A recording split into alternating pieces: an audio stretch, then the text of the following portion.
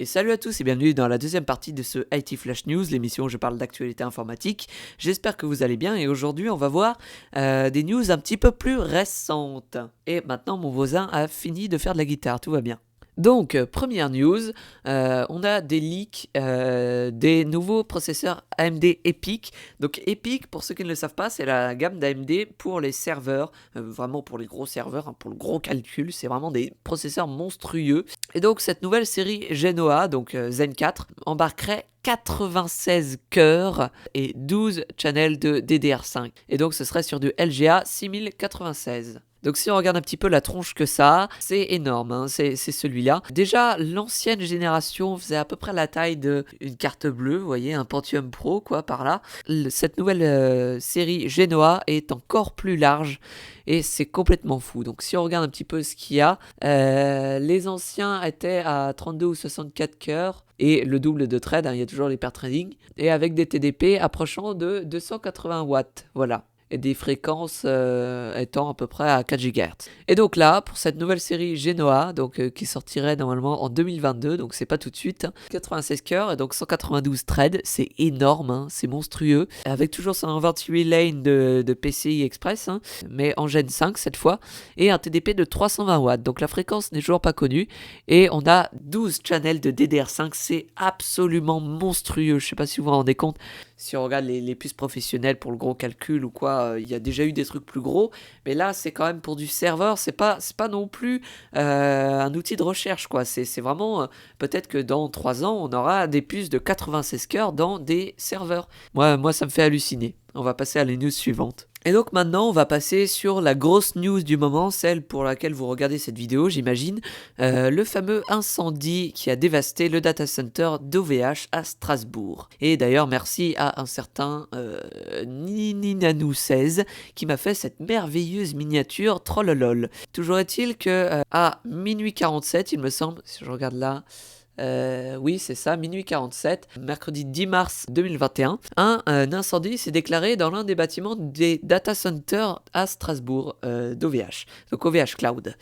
Donc pour ceux qui ne le savent pas, OVH est une très grosse entreprise d'hébergement qui fait notamment beaucoup de VPS, etc., mais aussi du cloud qui fait beaucoup de services différents et qui est notamment utilisé beaucoup par les serveurs de jeux, les petites entreprises, pour les sites web, etc. Donc voilà, c'est un truc très important qui est utilisé mondialement et qui a je crois une trentaine ou une quarantaine de data centers dans le monde. Et donc celui de Strasbourg a pris feu mercredi matin et donc une partie de l'infrastructure a brûlé. Donc comme il le précise là, donc il y a 4 bâtiments, SBG 1, SBG 2, SBG 3 et SBG 4, sachant que SBG c'est juste pour Strasbourg, hein, c'est une abréviation. Et donc le feu a pris dans SBG 2 et c'est un peu propagé partout. Et donc voilà l'état actuel des choses. Donc le SBG1 a donc la salle des networks est à peu près ok, et il y a 4 salles détruites, 8 salles qui sont ok. SBG2 est complètement détruit, hein, il reste plus grand chose. Si on regarde sur cette image, si je ne m'abuse, c'est SBG2 et on peut voir qu'effectivement il est complètement destroy. Ensuite, SBG3 n'a pas été vraiment atteint, mais il est sujet à plein de contrôles actuellement. Donc si vous voulez plus de précision sur le déroulement des opérations, vous avez ce lien là qui mène vers la liste des tâches de OVH. Où il y a énormément d'informations. Il y a aussi du coup 7 pages d'informations qui est assez intéressante. Donc voilà les 3 priorités. Rétablir les services évidemment. Et donc du coup, il prévoit la remise en route du réseau électrique le lundi 15 mars. Alors ça change beaucoup, hein, toutes ces dates, parce qu'à mon avis, ils savent pas bien. Et le redémarrage progressif de tous les services à partir du lundi 22 mars. Donc c'est vraiment un gros truc, hein. Je ne sais pas si vous vous rendez compte en fait, mais un énorme bordel.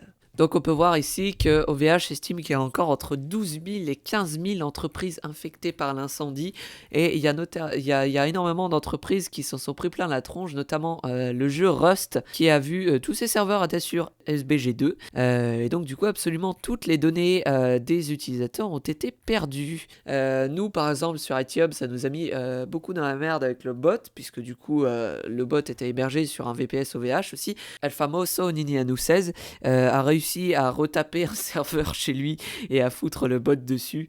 Il a passé la journée du jeudi à faire ça. Mais donc on a réussi à peu près tout remettre en place, mais toutes les fonctions ne sont pas encore opérationnelles. Et nous, on n'a toujours pas accès à notre database avec tous les levels des gens, etc. Puisque elle est toujours sur le data center. Donc peut-être qu'on la récupérera lundi. J'ai vu, je crois, sur Discord que Ninianu parlait de pouvoir la récupérer à partir du lundi 22. Mais en tout cas, c'est vraiment un événement vraiment conséquent et qu'il faut vraiment pas prendre à la légère. Et c'est là d'ailleurs qu'on se rend compte vraiment du côté matériel de l'internet, parce que l'internet souvent les gens ça leur paraît un petit peu vous voyez c'est dans le ciel quoi. Internet c'est complètement immatériel, c'est des données qui se promènent je ne sais où, mais quand vous voyez ça vous dites ah oui en fait c'est vraiment des ordis, et c'est vraiment des ordis qui sont stockés quelque part, qui sont là, qui tournent, qui consomment de l'électricité, enfin vous voyez, t'es quand même au courant que c'était des ordis et que c'était pas dans la stratosphère internet, hein, merci. C'est quand même là qu'il y a une prise de conscience et qu'on se rend compte que vraiment internet c'est un truc matériel. Et donc les dirigeants de OVH Cloud se sont pas mal exprimés, notamment Octave Kloba dans une vidéo pour ne pas dire immonde, pas forcément très lisible, mais qui nous donne en revanche plein d'informations. Je vous mettrai les liens dans la description. Et donc on soupçonne un onduleur en maintenance, mais c'est quand même encore très flou, et du coup le truc qui est chiant c'est que si c'est un onduleur c'est du haut voltage, hein, c'est 20 000 volts, donc c'est quand même pas mal la merde quoi. Alors moi j'avais lu une théorie comme quoi c'était le deep learning qui gérait le refroidissement qui avait fait de la merde, mais il s'avère qu'apparemment ce ne serait pas ça. Enfin bref, de toute façon je suis pas sûr qu'on connaisse un jour la réelle cause, hein. Mais voilà, c'est un gros événement qui bouleverse pas mal de choses. Il y a aussi énormément de serveurs Minecraft par exemple qui sont impactés, et c'est là que la théorie rejoint la pratique, parce qu'on nous dit souvent que stocker sur les clouds c'est pas si sécurisé que ça.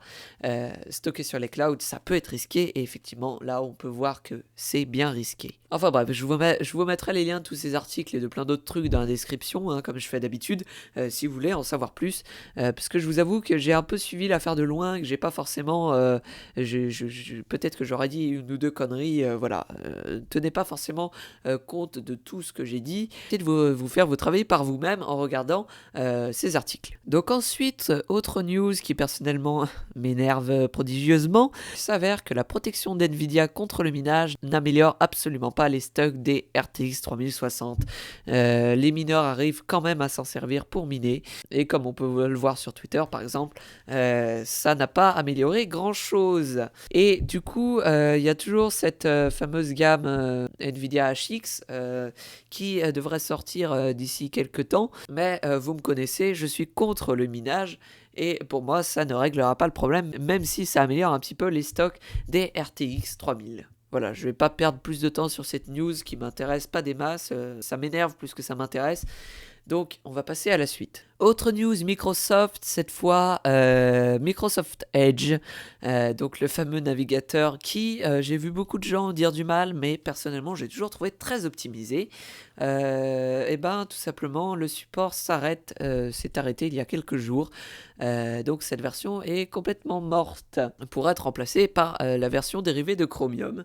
Et encore une fois je trouve ce changement assez étrange, puisque Chromium n'est pas vraiment le navigateur le plus optimisé qui soit. Mais bon, pourquoi pas, écoutez, avoir encore une fois, mais personnellement, de toute façon, je suis sur Linux, donc je m'en bats les noix de coco. Donc voilà, c'est déjà la fin de cette vidéo, j'espère qu'elle vous a plu. C'était surtout centré sur OVH, parce que c'est quand même l'événement du moment. Mais voilà, je tenais à faire ces vidéos, notamment parler d'OVH. Alors, il est possible que j'ai dit quelques conneries, hein, encore une fois. Mais c'est important d'informer tout le monde, que tout le monde comprenne bien pourquoi, comment ça a foiré, etc. Et j'espère qu'on trouvera la cause de cet incendie, parce que ce serait con que ça arrive à nouveau, n'est-ce pas? Et il y a ma guitare qui résonne. Ah, ah, oh. Bon, enfin bref.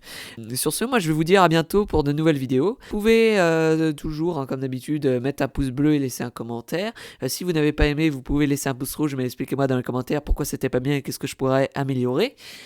Sinon, vous pouvez nous rejoindre sur Discord, on est bientôt 400. Et vous pouvez aussi me follow sur Twitter. Sur ce, moi je vous dis à bientôt pour de nouvelles vidéos.